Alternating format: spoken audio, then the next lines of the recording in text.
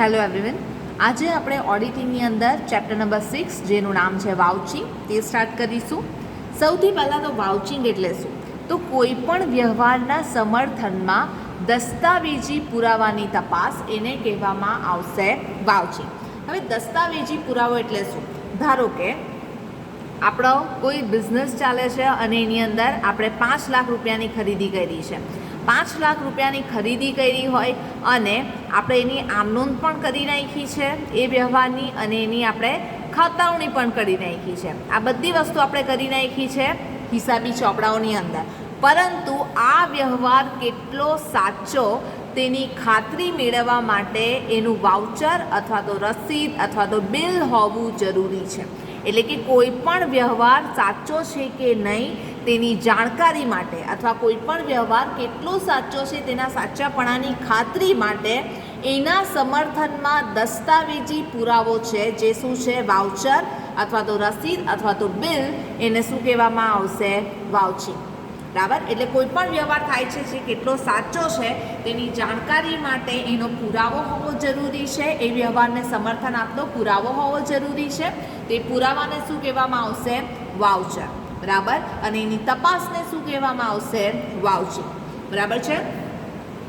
હવે વાઉચિંગના લક્ષણો શું છે? તો સૌથી પહેલાં જે વ્યાખ્યા છે તેનો જ એક પોઈન્ટ આની અંદર આવી જાય છે કે દસ્તાવેજી પુરાવાની તપાસ છે. તમે આ એક્ઝામ્પલ એની અંદર લખી શકો કે કોઈ પણ વ્યવહાર ધંધાની અંદર થાય છે તે કેટલો સાચો છે તેના પુરાવાની જે તપાસ થાય છે તેને શું કહેવામાં આવશે? વાઉચિંગ. હવે વાઉચિંગની મદદથી શું થાય છે કે હિસાબોના સાચાપણાની ખાતરી થાય છે. આ વ્યવહાર એમ જ બતાવી દીધો છે હિસાબી નોંધોની અંદર તો એ કેટલો સાચો તેની જાણકારી મળતી નથી, પરંતુ એની પાસે બિલ અવેલેબલ હશે, રસીદ અવેલેબલ હશે તો એના પરથી આપણને આઈડિયા આવી જશે કે આ 5 લાખની ખરીદી સાચું જે બતાવી છે તે કરવામાં આવી છે. એટલે વાઉચર પરથી તમને ખબર પડી જશે કે આ 5 લાખની ખરીદી કઈ તારીખે કરવામાં આવી છે, કોના પાસેથી કરવામાં આવી છે, એની રકમ જે દર્શાવવામાં આવી છે તે સાચી છે કે નહીં, તે બધું શેના પરથી ખબર પડશે? વાઉચર પરથી. એટલે હિસાબોના સાચાપણાની ખાતરી પણ વાઉચિંગ પરથી થઈ શકે છે. કોની મદદથી થશે? તો વાઉચિંગની અંદર કયા કયા પુરાવા આવી શકે? રસીદ આવી શકે, બિલ આવી શકે, ભરતિયા આવી શકે, માલ સામાનનું આવક જાવકનું પત્રક આવી શકે. જેના માલ સામાનનું આવક જાવકનું પત્રક પણ એક પુરાવો જ છે કે કેટલા માલ સામાનની કઈ તારીખે આવક થઈ છે, જાવક થઈ છે, તો એ પણ પુરાવો છે. બરાબર. તો એને પણ વાઉચિંગ કહેવામાં આવશે. બેંકની અંદર ચેકબુક પુરાવો ગણાશે કે કેટલા નાણાંનો કોઈને ચેક આપ્યો છે કાં તો કેટલા નાણાંનો ચેક આપણને મળ્યો છે. બરાબર. બેંકની પાસબુક પણ પુરાવો કહેવાશે. તો આ બધા પુરાવાની મદદથી શું થઈ શકે છે? વાઉચિંગ થઈ શકે છે. અને વાઉચિંગ એ ઓડિટિંગનું હાર્ટ છે. એટલે કે વાઉચિંગ એ ઓડિટિંગનું હૃદય છે. ઓડિટિંગ એના વગર થઈ જ નહીં શકે. ઓડિટર આવીને શું કરે છે? હિસાબોની ચકાસણી કરે છે. અને હિસાબોની ચકાસણી ફક્ત આમનોંધ કે ખતવણી પરથી નથી કરતો. ઓડિટર શું કરે છે? આમનોંધ અને ખતવણી ભલે કોઈ વ્યવહારની કરી હોય, પરંતુ એનો પુરાવો હોવું જરૂરી છે કે હા સાચું આ ખરીદી થઈ જ છે. બરાબર. એટલે ઓડિટિંગનું હૃદય કોણ છે? વાઉચિંગ. એના વગર ઓડિટ કરવું પોસિબલ નથી. પુરાવો હશે તો જ ઓડિટર એના પર વિશ્વાસ કરી શકે છે. ઓડિટિંગનું પ્રથમ કાર્ય કયું છે? વાઉચિંગ. એટલે વ્યવહારોની તપાસ કરશે તો સાથે સાથે પુરાવાની પણ જરૂર પડશે. એટલે કે ઓડિટિંગનું પ્રથમ કાર્ય વાઉચિંગ ગણાશે. અહીંયા તમને વાઉચરનો નમૂનો બનાવીને આપ્યો છે. તે તમને એક્ઝામની અંદર પૂછાય છે 2 માર્ક્સની અંદર કે વાઉચરનો નમૂનો કાલ્પનિક આંકડાઓ સાથે દર્શાવો. તમે કોઈ પણ આંકડા લઈ શકો. અહીંયા તમને વાઉચિંગ એટલે કે એક બિલ દેખાય છે, વાઉચરનો નમૂનો દેખાય છે. અહીંયા આપણે લખ્યું છે કેશ મેમો. બરાબર. એટલે કે નાણાં ચૂકવ્યા છે રોકડની અંદર. એના પછી છે અહીંયા આપણે નામ લખ્યું છે કે આપણા સ્ટોરનું નામ શું છે? Popular book store, tower road, Surat. બરાબર.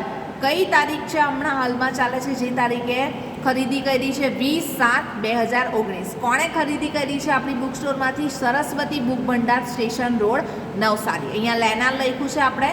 બરાબર. આ વ્યક્તિ લેનાર છે અને જે વ્યક્તિ પાસેથી લે છે તેનું નામ છે popular book store, tower road, Surat. હવે આ જે સરસ્વતી બુક ભંડાર છે તેને કઈ કઈ બુક લીધી છે?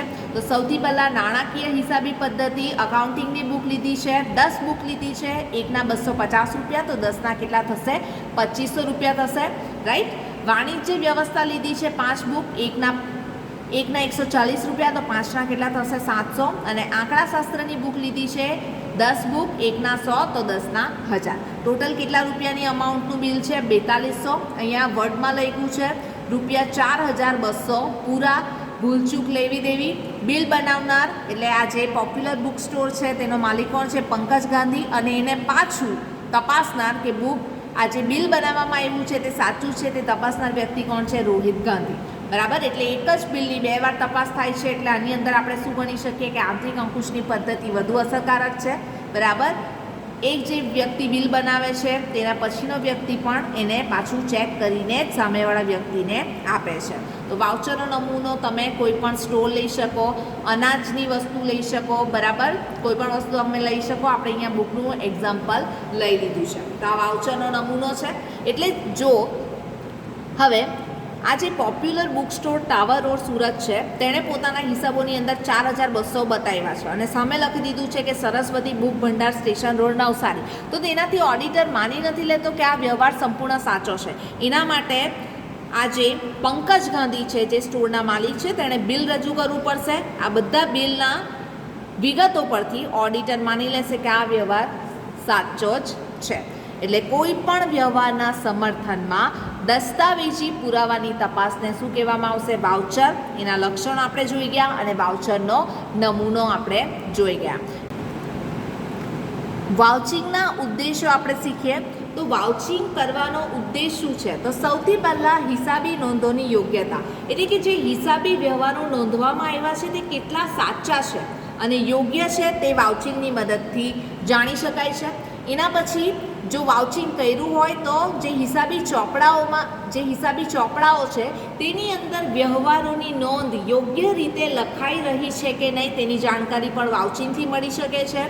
હિસાબી જે વ્યવહાર થયો છે તે જે પણ વ્યવહાર થયો છે તે કોઈ ચોપડામાં નોંધવાનો રહી તો નથી ગયો ને, તેની જાણકારી પણ વાઉચિંગની મદદથી મળે છે, તેની ખાતરી કરી શકાય છે.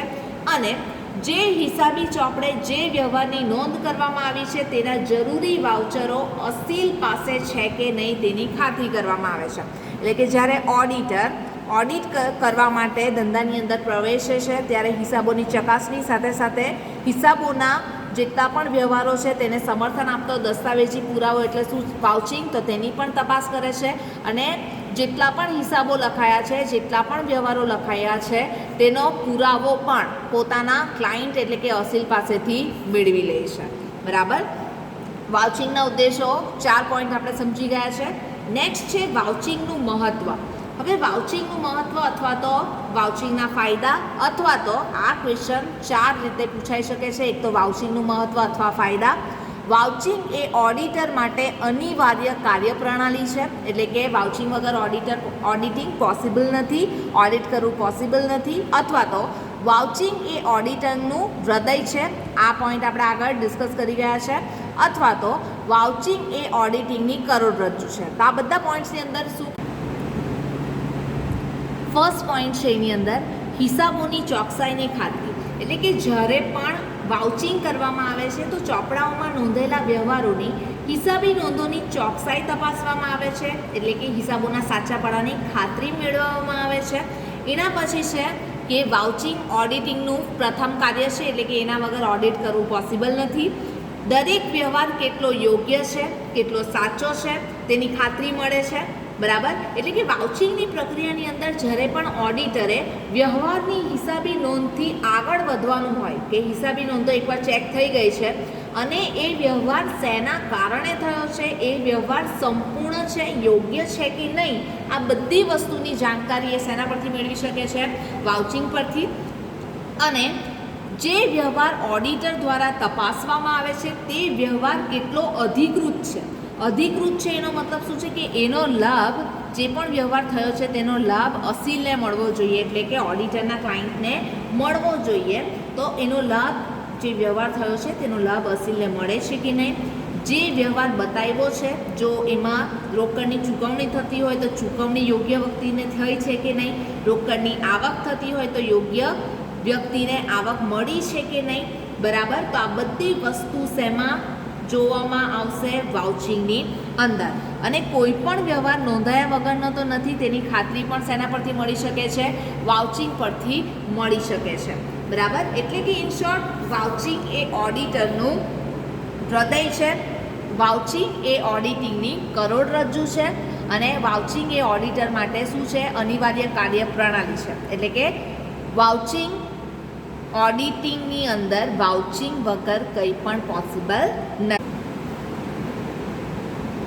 જ્યારે હિસાબોની અંદર કોઈ પણ મોટા પ્રમાણમાં ભૂલો કે છેતરપિંડી હોય, ગોટાળા થયા હોય, તો વાઉચિંગ કરવાથી એની અંદર ભૂલો અને છેતરપિંડી સરળતાથી શોધી શકાય છે, અટકાવી પણ શકાય છે. એટલે ઇન શોર્ટ ઓડિટિંગનો આધાર શેના પર રહેલો છે? વાઉચિંગ પર.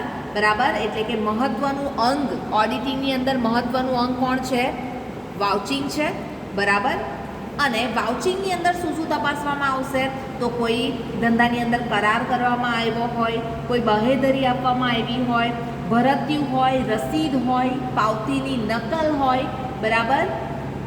અથવા તો કોઈ સર્ટિફિકેટ હોય, કોઈ ધંધાની અંદર ઠરાવ પસાર કરવામાં આવ્યો હોય, પત્ર વ્યવહાર કરવામાં આવ્યો હોય, કંપનીમાં જે આવેદનપત્ર અને નિયમનપત્ર છે, એટલે કે મેમોરેન્ડમ ઓફ એસોસિએશન અને આર્ટિકલ્સ ઓફ એસોસિએશન છે, તેની અંદર કેટલી સત્તા પ્રદાન કરવામાં આવી હોય, તો આ બધા જે પુરાવાઓ છે તેનો સમાવેશ તેની અંદર થાય છે વાઉચિંગની અંદર. અને ઓડિટર સરળતાથી આ બધા પુરાવો દ્વારા હિસાબો કેટલા સાચા છે તેની ખાતરી પણ મેળવી શકે.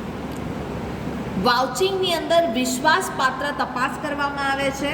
એટલે કે વિશ્વાસ કઈ રીતના ઊભો થશે? કે કોઈ વ્યવહાર લખવામાં આવ્યો હોય તે કેટલો સાચો છે તેની જાણકારી શેના પરથી મળશે? વાઉચિંગ પરથી. એટલે ઓડિટરને પણ વિશ્વાસ પેદા થશે કે આ વ્યવહાર જે લખવામાં આવ્યો છે તેનો પુરાવો હોવાથી આ વ્યવહાર 100% સાચો જ છે. જો વાઉચિંગ કરવામાં આવે તો શરૂઆતમાં જ ભૂલો અને છેતરપિંડી શોધી શકાય છે. બરાબર. કારણ કે પુરાવો અવેલેબલ છે, એની અંદર કોઈ પણ ગોટાળા હોય તો ઓડિટરને જાણકારી મળી જશે. બરાબર. ઓડિટરને શું રાખે છે? સજાગ. એટલે કે વાઉચિંગના કારણે ઓડિટર સજાગ રહે છે. ઓડિટ કાર્ય જ્યારે ઓડિટર દ્વારા કરવામાં આવે છે તે પહેલાં જ વાઉચિંગ જો કરી દેવામાં આવે તો હિસાબી ગોટાળા અને છેતરપિંડીઓ તરફ ધ્યાન કોનું જાય છે? ઓડિટરનું. એટલે કે વાઉચિંગથી ઓડિટર સજાગ રહે છે, તરત જ ભૂલો અને છેતરપિંડી તરફ ધ્યાન દોરે છે. અને લાસ્ટ છે મૂળ પુરાવો દ્વારા તપાસ. એટલે કે વાઉચિંગની અંદર હિસાબી નોંધને વ્યવહારના મૂળ પુરાવો સાથે સરખાવીને તપાસ કરવામાં આવે છે. એટલે કે વ્યવહારનો પ્રકાર કેવો છે, કઈ તારીખે વ્યવહાર થયો છે, કેટલી રકમનો વ્યવહાર થયો છે, કયો વ્યક્તિ ખરીદનાર છે અથવા કયો વ્યક્તિ વેચનાર છે. બરાબર. તો આ બધી વસ્તુ વાઉચિંગ એટલે કે પુરાવા પરથી ખ્યાલ આવશે. એથી જ આપણે કહી શકીએ કે વાઉચિંગ ઓડિટિંગની કરોડરજ્જુ છે, વાઉચિંગ એ ઓડિટરનું હૃદય છે, અને ઓડિટિંગની સફળતાનો આધાર શેના પર રહેલો છે? વાઉચિંગ. બરાબર. આ સાથે જ આપણા 4 ક્વેશ્ચન આ ચેપ્ટરની અંદર કમ્પ્લીટ થાય છે. એક તો વાઉચિંગની વ્યાખ્યા, તેના લક્ષણો, વાઉચિંગનો નમૂનો, વાઉચિંગના ઉદ્દેશો અને વાઉચિંગનું મહત્ત્વ. બરાબર. વ્યાખ્યા અને લક્ષણો તમને સાથે પૂછાય છે એક્ઝામની અંદર. નમૂનો, ઉદ્દેશ, વાઉચિંગનું મહત્ત્વ. બરાબર. કોઈ ક્વેરી હોય તો તમે પૂછી શકો. Thank you.